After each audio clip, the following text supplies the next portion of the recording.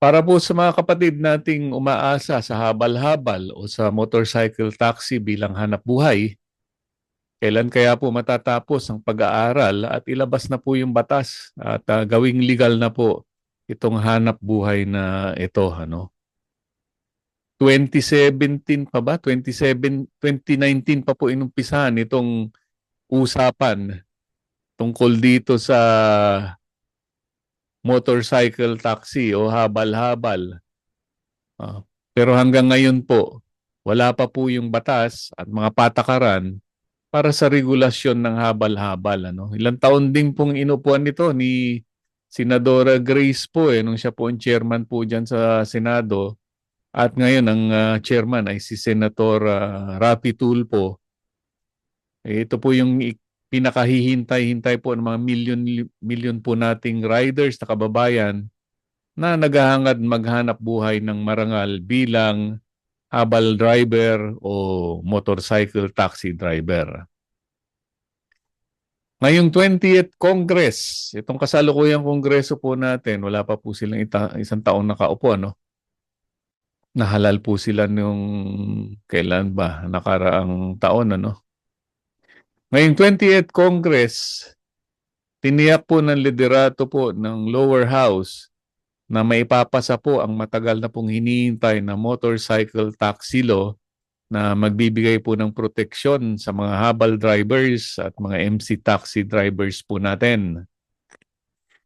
Ito po ang pinangako po ng House Committee on Ways and Means Chairman at Marikina Representative Miro Kimbo sa joint hearing ng Legislative Energy Action at Development Council base rin po sa umano sa direktiba po ni House Speaker Faustino D. Ayan. Basta ito po ang pinangako namin sa inyo sa harap ng ating mga kasama na sinasabi ni Speaker Bogie D. Sa kongresong ito, tatapusin natin ang batas patungkol po sa MC Taxi, TNBS para magkaroon na po ng talaga ng katiyakan dyan dahil napakatagal na po nating naghahanap ng katahimikan. Yan po isang bagay na talagang itutulak natin. Yan po ang salita mismo ni Congressman Kimbo. Itong si Congressman Kimbo ay nakababatang kapatid po ng ating kaibigang si Junji Kimbo ng NLEX Corporation at bayaw po ni Vicky Kimbo ng dating NEDA. Pati yung NEDA, dating pangalan din pala yan. Ang nasabing panukalang batas ay unang inilutang noong 17th Congress. Pero hindi ito na-aksyonan ng dalawang kapulungan ng Kongreso, ng lower house at higher house, yung Senado. Hanggang noong nakaraang Kongreso o 19th Congress dahil po kung ano-anong mga sinasabing dahilan. As chairman of the Committee on Transportation, I will give my full assurance na papasa po yan dito sa Kongreso. Yan naman po ang pangako ni Quezon City Congressman Franz Pumaren. Matapos pong personal na hilingin ng leader po nitong mga MC taxi riders na si Romeo Godoy Maglungsod sa pagdinig po nitong lead council. Chairman Godoy, kumusta na? Salamat sa patuloy na pagsusulong ng agenda para po sa ating mga kapatid na habal riders at MC taxi riders. Ito ang tanging pag-asa po ng tinatayang 200,000 riders para maproteksyonan po ang kanilang trabaho, magkaroon po ng katarungan sa kanilang kinikita at mabawasan po ang komisyon na kinakaltas po ng mga hailing companies. Yung nabanggit po ni Godoy dun sa hearing.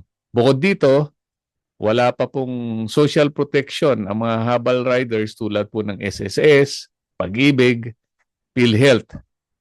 Hanggat hindi po na ipapasa ang nasabing batas na kikilala po sa mga ganitong patakaran.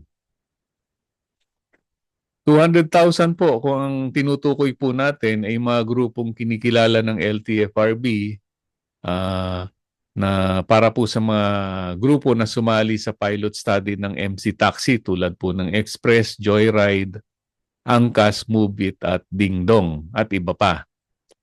Pero kung ituturing po natin ang lahat po ng mga maghahanap buhay bilang habal rider sa buong bansa, hindi lang po sa Metro Manila, sa Luzon, sa Visayas at Mindanao, million riders po ang makikinabang dito po sa ginagawang batas. Promise po Congressman Kimbo, Congressman Pumarin, na tatapusin po ninyo itong motorcycle taxi law ngayong 20th Congress. Basta itong ipinapangako namin sa inyo sa harap ng ating mga kasama na sinasabi ni Speaker Bogie D na sa kongresong ito tatapusin natin ang batas patungkol sa MC Taxi, TNVS para magkaroon na talaga ng katiyakan dyan dahil napakatagal na ho nating naghahanap ng katahimikan dyan. So yan po isang bagay na talagang itutulak natin. Nandito si Chairman Franz. So yan po ay magiging sukatan sa pamumuno po ng kongresong ito. Yes, Mr. Chairman, if I may. I will give you assurance, kaya na sinabi mo, we have to understand, itong 20th Congress, less than a year pa lang kami. In fact, sa 28, meron kaming hearing, and as a chairman of the Committee on Transportation, I will give my full assurance na papasa po yan dito sa Congress. So, maybe the other, yung mga video apologies to the other committee chairpersons, siguro they have their own reasons kung bakit hindi pumasa o whatever. But ngayon, nasa fine-tuning na tayo. Thank you. Kuya, maiksi lang Pwede? Ha? Sige po. Again, for our stenographers, magpakilala ka uli. Romeo Godoy Maglunsod po ng Motorcycle Taxi Community. Bagamat nakakapighati ang aming sitwasyon sa motorcycle taxi, nanatili ang aming panalangin, panambitan, at ang aming hiling na sana ang aming sektor ay tuluyan ng mapakinggan at tuluyan ng masaligal ang aming hanap buhay. Ito lang ang pinag-alam ng aking mga kasamahan. Kung gusto niyo pong tanggalin dahil dahil kolorum ang aming hanay, sa akin po walang problema. Anytime kaya ko pong magpalit ng hanap buhay. Pero ang nire-representa ko po sa hanay na ito, yung mga tao na walang pinag-aralan, ang alam lang ay mayroong professional na lisensya, may kakayahang magmotorsiklo, at kayang sumunod sa batas trapiko, yun lang po ang aking kayang irepresenta. Kung kinakailangang isara nyo lahat ng kumpanya ng MC Taxi, wala pong problema sa akin. Kaya ko pong umalis sa hanap buhay na to. Pero dangan nga lang na ang aking hanay ay nasa pinakamahihina at pinakamahihirap na sektor ng lipunan. Ang aming panalangin, sana mapakinggan kami, matulungan kami ng gobyerno. Wala naman po kaming kakayanang lumaban sa gobyerno Ang sa amin lang lagi sumunod, makinig, at makatulong po. Ngayong panahon po ng krisis, wala naman pong may gusto na kami lang ang babalikat at kayo lang po ang malakas at kayo lang po ang pwede naming lapitan. Sana, ang hiling natin na talagang once and for all, malampasan natin ang krisis na to. Humihingi po kami ng tulong sa inyo. Maraming salamat po. Maraming salamat po. At gusto ko kayo bigyan ng pangako galing po sa kongresong ito. At kita niyo naman po ang ehekutibo. Nandito po mga cabinet secretary nag-aantay at nananatili para pakinggan po ang inyong mga komento. Dahil lahat dito ng tao gustong matulungan yung dapat matulungan.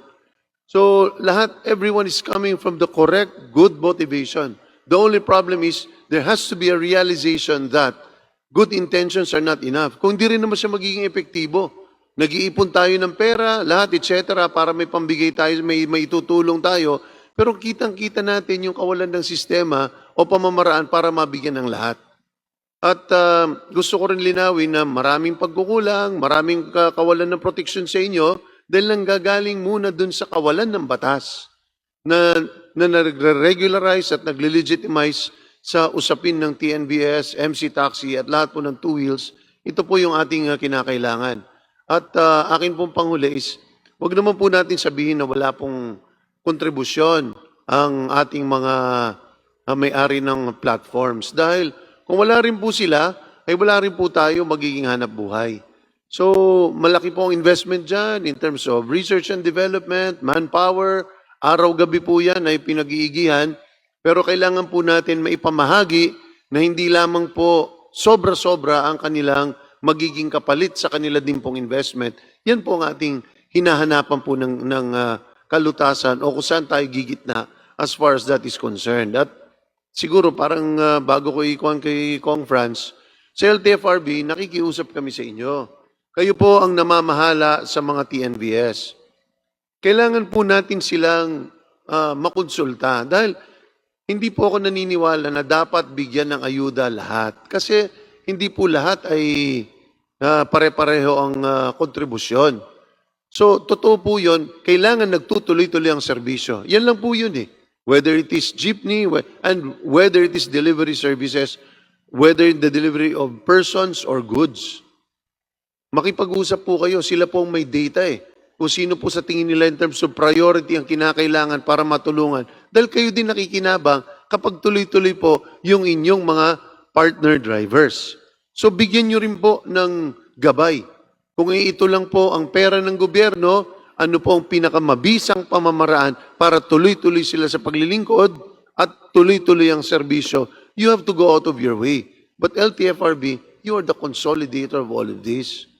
Kasi baliwala eh. Kung lahat ng iniipon ng gobyerno, kung hindi nadadala sa tamang taong may kailangan. Yan lang naman po ang paulit-ulit natin dito at yan ang pinagsisikapan ng komite na ito na magawa after sa lahat po ng ating hearing. Ano yung disenyo po na yon in such a way that we meet our objectives?